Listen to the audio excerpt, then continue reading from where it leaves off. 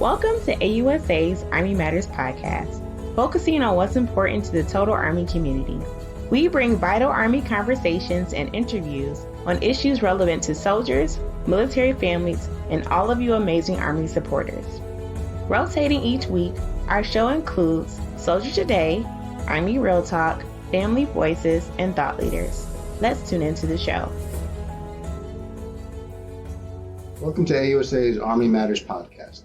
This is Thought Leaders with Joe Craig. My guest today is Robert K. Sutton, the author of Nazis on the Potomac, the top-secret intelligence operation that helped win World War II. Robert K. Sutton recently retired as Chief Historian of the National Park Service, which culminated a 33-year career. He's published a number of books, articles, and reviews on various public history topics, and I had the pleasure of working with him on his previous book, Start Mad Abolitionists. So, Bob, welcome to the podcast. Thank you. Well, your new book tells the story of secret operations at Fort Hunt, a small location just down the river from Washington, D.C. I suspect that most people then and now would be really surprised to learn that thousands of high-level German prisoners were there during World War II. Would you give our listeners just a quick intro to what was going on there? Sure, be happy to. Well, Fort Hunt had been a coast artillery fort built around the turn of the century, around 1900, on land that actually had been part of George Washington's plantation. It was the river plantation, George Washington's plantation system. So it had an interesting history even before World War II. But during World War II, it became an important site in intelligence gathering because there were three programs that were functioning at Fort Hunt. They all had, of course, they were military, so they had to have acronyms. So one was MisX, and that was a program that was important for escape and evasion. So in other words, if a pilot was shot down, there was packages that were put together that would help them hopefully evade being captured. There were also packages that were sent to those who were captured, and in POW camps, they would send things like transmitters in cribbage boards or baseballs, and they would inform the prisoners that something was coming from a bogus organization by a secret coded letter system, and it worked exceedingly well. So that was one program. Another program was MisY, which was probably the principal program that I talked about in the book at Fort Hunt. And this had two components to it. One was interrogating primarily German prisoners late in the war and after the war, Japanese prisoners as well, but there were some others that were captured by the Germans that came there too. So the interrogation was a significant part of MisY. And the other part of this program was an eavesdropping program. There was the prison camp era part of Fort Hunt, had microphones all over the fort that were hidden that would capture conversations, primarily in rooms where the prisoners were staying, but around the fort as well. So the eavesdropping was another important part of MisY. And then there was a third function, documents gathering and interpreting and then writing reports on, called MIRS. And this was about 20 men were involved in this program. There were literally tons of German documents that came through Fort Hunt. One person who was in the MIRS system, Paul Fairbrook, said that in his opinion, he thought every time a German sneezed, it was documented. So the Germans were very fastidious in their document keeping, which was good for them, but it turned out to be an absolute goldmine for the Allies by capturing and analyzing and interpreting the documents that were captured. So those were the three major programs that were functioning at Fort Hunt. Yeah, and these activities were a very closely held secret for decades after the war. So I was wondering, when was this information declassified, and how did you get connected to the story? The men who were stationed there were sworn to secrecy, and they took it very seriously. They understood that they were likely to take this story to the grave with them, and of course, most of them did. But Fort Hunt Park, which is part of the National Park Service, commissioned a study of the history of the park And the fellow who did this study was able to get into the National Archives and actually look at some of the interrogations that were done, found out a lot more about the program. And this was about around 2000. So by about 2000, the Park Service was beginning to learn more about it.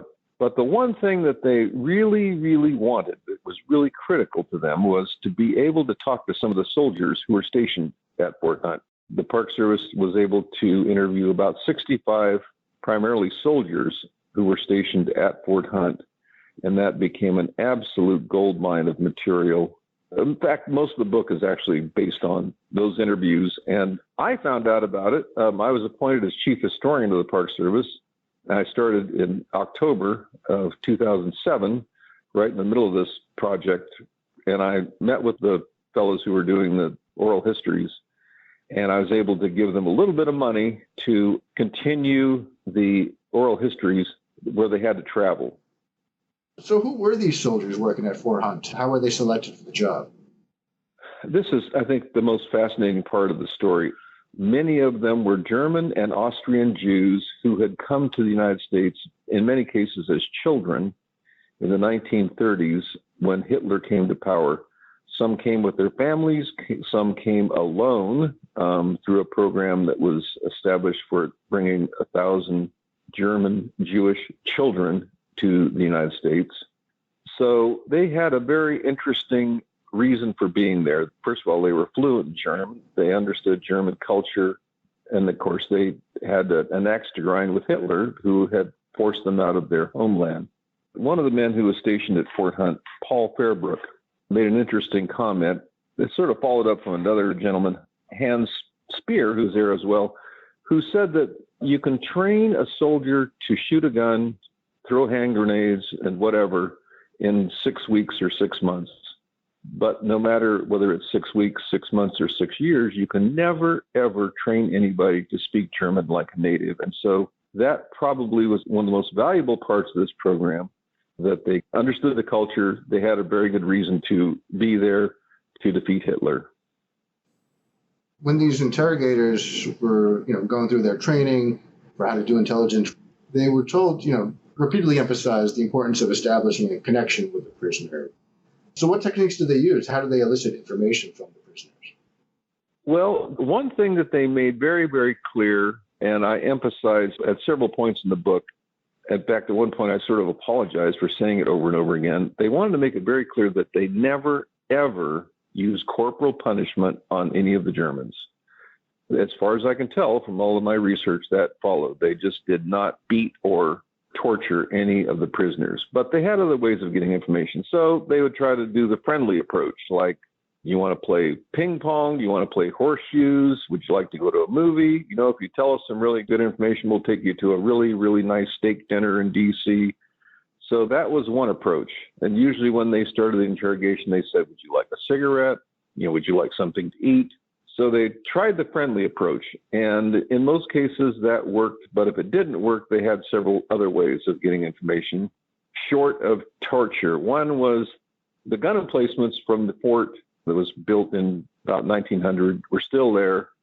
And the underground bunkers under the gun emplacements had steel doors. And in some cases, they would take prisoners down, lock them in the underground bunkers for a day. They said they never put them there overnight. So they put them there and take them out. And, okay, do you want to talk now? Well, maybe they did, maybe they didn't. But the one thing that worked exceedingly well for getting these German soldiers to talk was they had two Russian-American soldiers who were at Fort Hunt.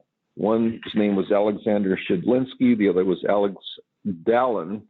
They were dressed up in Russian uniforms, in the Red Army uniforms. And, of course, they spoke fluent Russian. And so if an interrogation was not going well, they would say, oh, you don't want to talk to us? How about if we have Ivan here take you to the Soviet Union? Maybe they would like to hear what you have to say. The Germans were so terrified of the Russians that in many, many cases, in fact, there's an estimate that I think is pretty reliable, that about 80% of the soldiers who were reluctant to say anything all of a sudden would start talking with the threat of being sent to the Soviet Union. And so that was a very, very effective means of gaining information. And then as these interrogators are gathering pieces of information, you mentioned in the book, a lot of times it's akin to assembling pieces of a jigsaw puzzle. So they don't always know how effective it's being, but there are some practical examples that you talk about where, for example, the program helped determine bombing targets. Can you just share one of those examples with our listeners? Sure. Well, one thing that they noticed, the Allies would bomb railroad terminals. So, there'd be a railroad yard, they would bomb it. They thought that they had completely destroyed the railroad terminals, stations, and so forth. But the next day, the trains were running as if nothing had happened. And what they discovered was that the Germans were beginning to load and unload the railroad cars at crossings. There were hundreds and thousands of railroad crossings all throughout Germany. So they'd pick a particular one. The train would come there. They'd bring whatever needed to be put on the train to the crossing, load the trains there, and that was the method that they were using. That's why the bombing seemed to have no effect. Well, with that information, they started to look for areas where trucks seemed to be congregating at crossings, and they would begin to target the crossings instead and had a lot more success. We're going to talk about the next topic in just a moment. Did you know, as a member of AUSA, you have access to many benefits? From car rental to entertainment discounts, the opportunities are ample. Visit www.ausa.org/benefits to learn more. One surprising thing that I learned in the book was the importance of brothel cards. Would you explain how the intel teams were using personal documents from the captured soldiers and sailors? Yes. Well, there are two things. One was they had I can't remember the German term, but the translation was a passbook. So it would be somewhat like a passport. It would have a tremendous amount of information. So if a soldier got an award, it would say where he got the award, from whom. It would say what German division he was in. It would have a huge amount of information. And so these passbooks became very, very valuable. And what the folks at Fort Hunt began to tell the soldiers in the field who were capturing documents, they said, look, if you can get these passbooks, that would be very, very helpful. Another thing that they discovered, that prisoners who came to Fort Hunt, or actually any place where they were in Europe or at Fort Hunt, they had a card that they were required to carry. This card was for official German houses of prostitution. The Germans actually kept official brothels, and soldiers were required to keep cards on the brothels that they had visited, where and with whom they had done their deed with. And the purpose, of course, for the Germans was, well, if all of a sudden soldiers started showing up with a venereal disease, they would look where they had been, who they had been with, and so forth. The main value of this was, let's say you're interrogating a sailor who had a card with him, and the interrogator said, oh, what did you think of Maria at brothel 34J?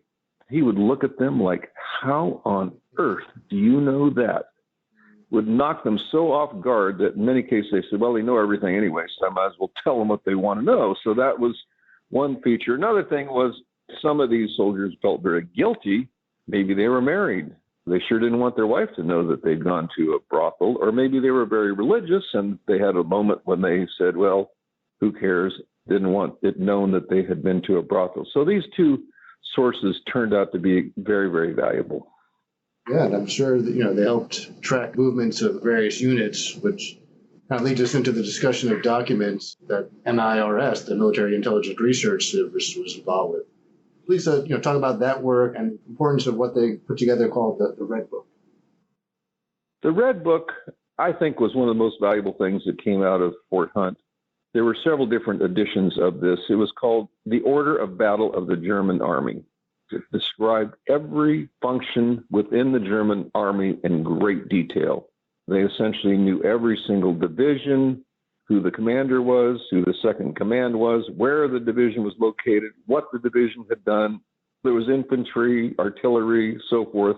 It also went into a great deal of detail on special things like the SS or the Waffen-SS. I mean, it described the SS, the Gestapo, in extreme detail so that the soldiers in the field had a very, very good sense of what they were going to be up against. And the other thing that was very helpful was if you're interrogating somebody, you would say, oh, well, I see that your division was here and it was there. Your commander was so-and-so. The chief of staff is so-and-so. Oh, I see that you were in Russia. Now you're here. So again, it had a great value for interrogating because like the passbook and like the prostitute card, if you could tell a soldier as much as you knew and he realized that you knew a great deal about what he did, it had a tremendous value for gaining information. Now, you had alluded to it earlier in the discussion, other programs like MisX, secret programs that go beyond intelligence gathering and analysis.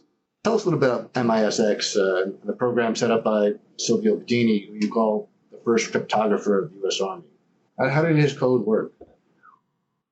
Well, what he would do, to me, this is very funny. Let me just say a little bit about our oral history projects. Silvio Bedini worked in the Smithsonian. He became very high up in what is now the American History Museum. But during World War II, he set up the cryptography program to communicate between Fort Hunt and prisoners of war, primarily in the Luft, L-U-F-T, Luft prisoner of war camps. These were primarily for airmen who were shot down. And so that was the primary connection, not the only, but the primary connection. So what he did was he looked at the British system for communicating. He copied what he could. The British system had a lot of mathematical formulas in it. And he said that he had never passed a math exam in his entire life. He flunked every single one of them. So the math part wasn't going to work, but the rest of it could work. So what he would do is they would encrypt messages in letters. He thought the most important thing for writing letters was to have soldiers who were lousy at writing. In other words, not very educated. He didn't want to have PhD scientists writing letters with multiple syllable words. He wanted to have people who were not very good, really, at writing letters because he thought if it sounded like someone really, really intelligent was writing a letter, the Germans might be suspicious of who was writing the letter. And he said that, you can't train somebody to write terribly, but you can train somebody to write better. So that was part of it.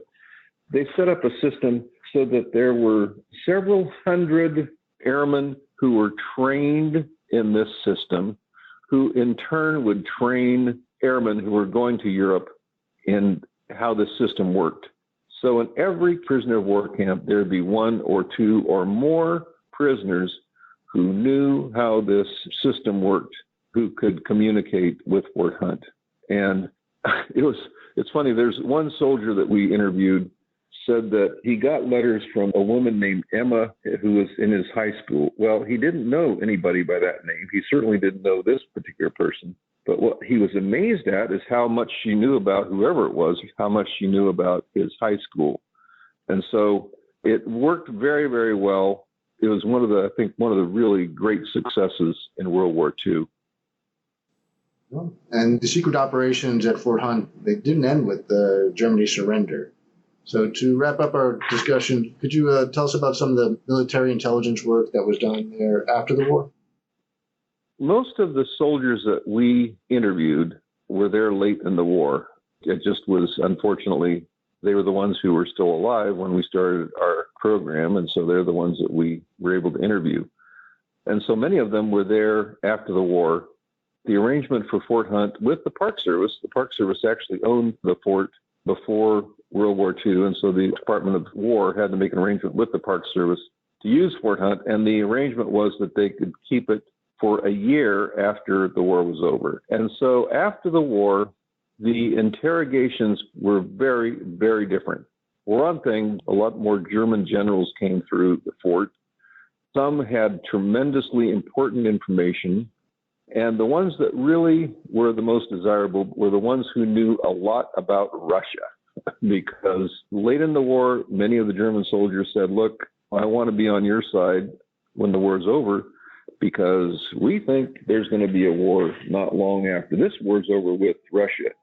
And so the whole emphasis shifted from interrogating soldiers for winning World War II to learning as much as possible about the Soviet Union and about the Russians. Very good hint of many secrets to come. So, I want to thank Robert K. Sutton for being our guest today. And his new book is Nazis on the Potomac, the top secret intelligence operation that helped win World War II. To all our listeners, thanks for joining us.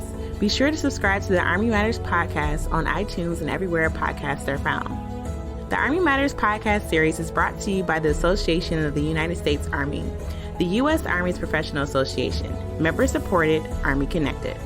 Visit us at AUSA.org for more information or to become a member. Your membership helps AUSA continue to carry out its mission to educate, inform, and connect with the total Army, our industry partners, and our supporters of a strong national defense. For questions or to provide topic recommendations, email us at podcast@ausa.org. Have a great Army Day. Hua.